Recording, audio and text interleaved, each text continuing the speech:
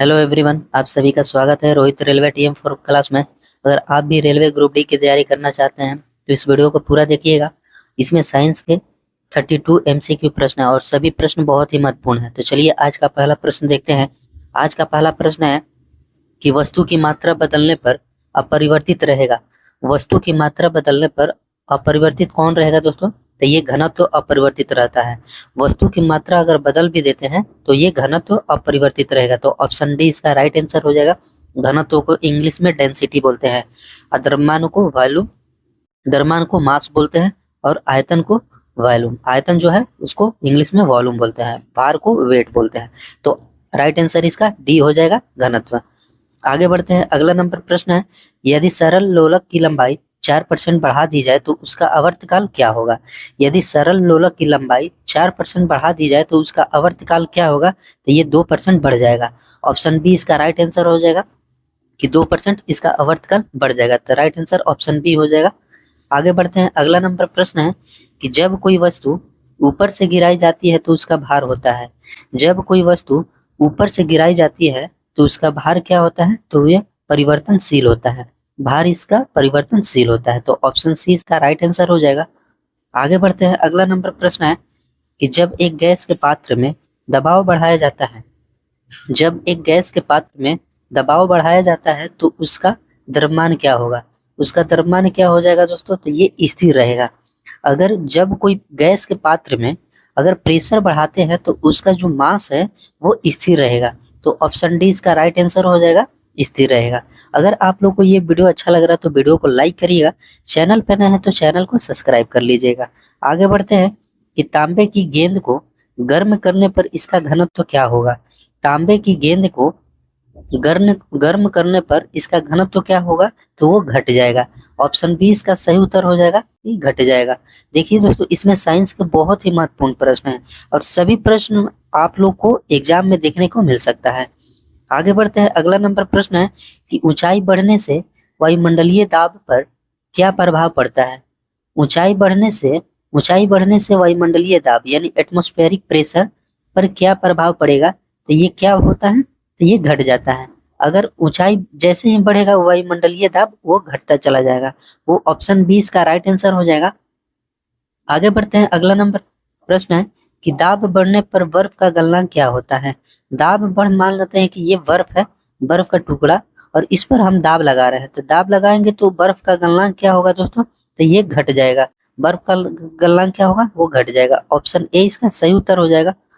Next question है कि द्रव्य का घनत्व अधिक होने पर पृष्ठ तनाव क्या होता है? द्रव्य का घनत्व जो है, डेंसिटी ऑफ जो लिक्विड है वो अधिक होने पर वो पृष्ठ तनाव क्या होता है? तो वो दोस्तों बढ़ जाएगा। पृष्ठ तनाव क्या होगा? बढ़ जाएगा। ये देखिए बहुत ही वीवीआई प्रश्न है, ये आप लोग को नोट डाउन कर लेना है कि द्रव्य का घनत्व अधिक होने पर पृष्ठ तनाव बढ़ जाता है। तो ऑप्शन बी इसका सही उत्तर हो जाएगा। नेक्स्ट क्वेश्चन है कि ताप बढ़ने पर द्रव्य की श्यानता क्या होती है?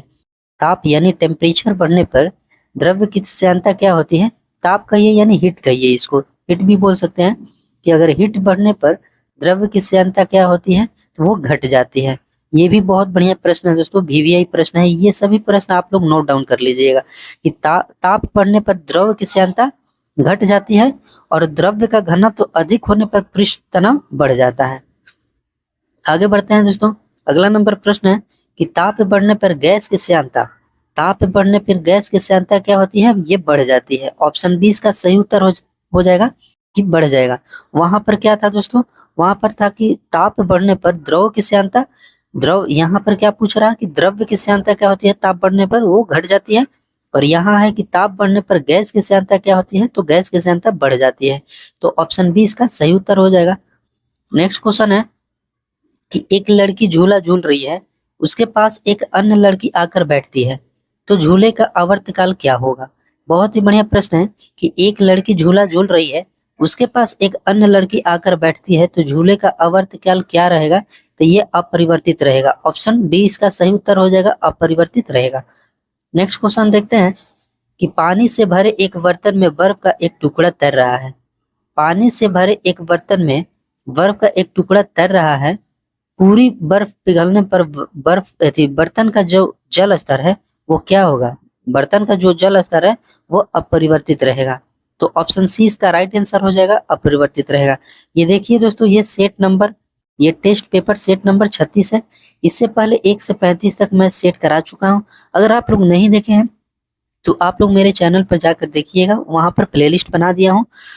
उसमें जितने भी साइंस के प्रश्न हैं बहुत ही महत्वपूर्ण है। आप लोग को ग्रुप डी के लिए, एनटीपीसी के लिए, चाहे एलपी टेक्नीशियन, चाहे आरपीएफ, कोई भी एग्जाम के लिए ये साइंस के क्वेश्चन आप लोग के लिए बहुत ही महत्वपूर्ण है। अगर चैनल पर नए हैं तो चैनल को सब्सक्राइब कर लीजिएगा, दोस्तों में शेयर भी कर दीजिएगा। आगे बढ़ते हैं कि एक कमरे में पंखा चल रहा है तो कमरे की आयु का ताप क्या होगा, तो वो बढ़ जाएगा।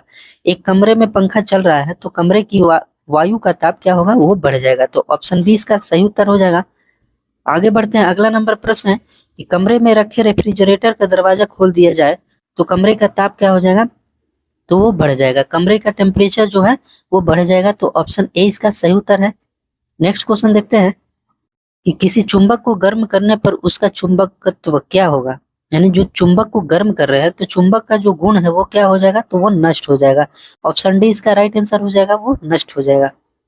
नेक्स्ट क्वेश्चन है कि अर्धचालक में ताप बढ़ने पर क्या होता है। अर्धचालक में ताप बढ़ने पर क्या होगा, तो वो प्रतिरोध घट जाएगा। जो भी सेमीकंडक्टर है दोस्तों, जैसे मान लेते हैं कि सिलिकॉन हो गया, जर्मेनियम हो गया, आर्सेनिक हो गई, ये अर्धचालक है। तो अर्धचालक में अगर टेम्परेचर बढ़ा रहे हैं तो उसका प्रतिरोध घट जाएगा। तो ऑप्शन बी इसका राइट आंसर हो जाएगा। आगे बढ़ते हैं, अगला नंबर प्रश्न है कि जब किसी वस्तु को घनावेशित किया जाता है तो वह क्या करता है। जब कोई वस्तु को घनावेशित यानी पॉजिटिव चार्ज किया जाता है तो वो इलेक्ट्रॉन को क्या करता है, वो इलेक्ट्रॉन खो देता है, यानी लॉस कर देता है इलेक्ट्रॉन को। तो ऑप्शन ए इसका राइट आंसर हो जाएगा।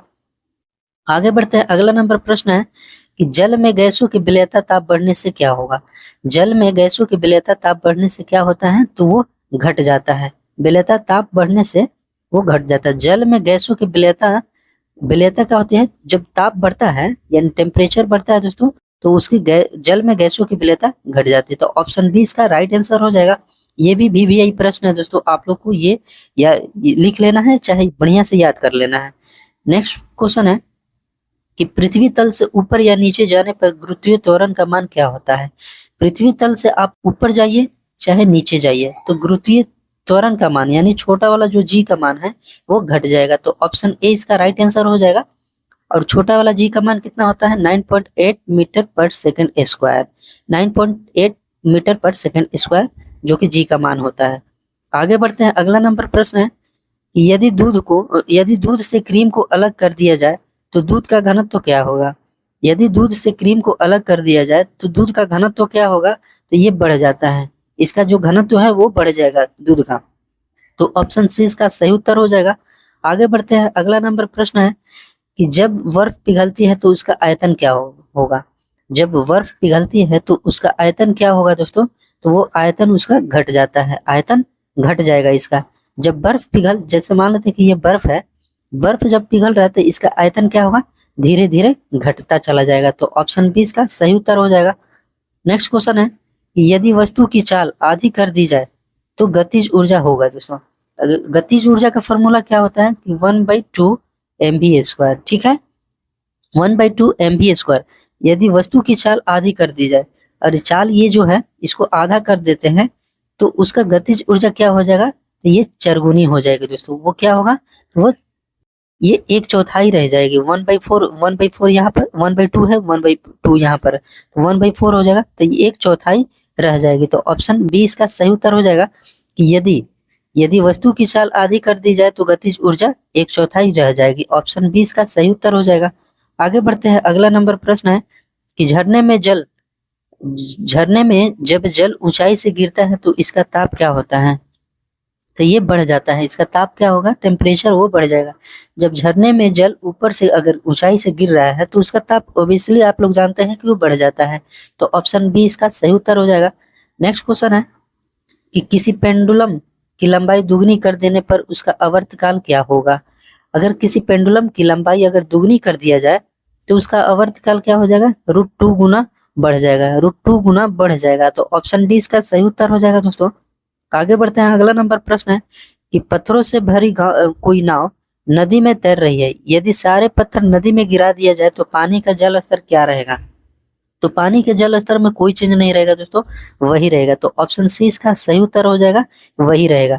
भरे पत्थरों से भरी कोई नाव अगर नदी में तैर रही है, यदि सारे पत्थर अगर नदी में गिरा दिया जाए तो आप सोचिएगा कि पानी जो नाव का स्तर है वो ऊंचा हो जाएगा? नहीं दोस्तों, वो वही रहेगा, जो पानी का तल है वही रह पाएगा। नेक्स्ट क्वेश्चन है, यदि पृथ्वी पर वायुमंडल ना होता तो दिन की अवधि क्या होती?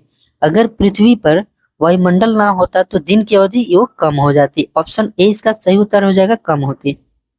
नेक्स्ट क्वेश्चन है कि स्वतंत्रता पूर्वक गिरती हुई वस्तु की कुल ऊर्जा क्या होती है?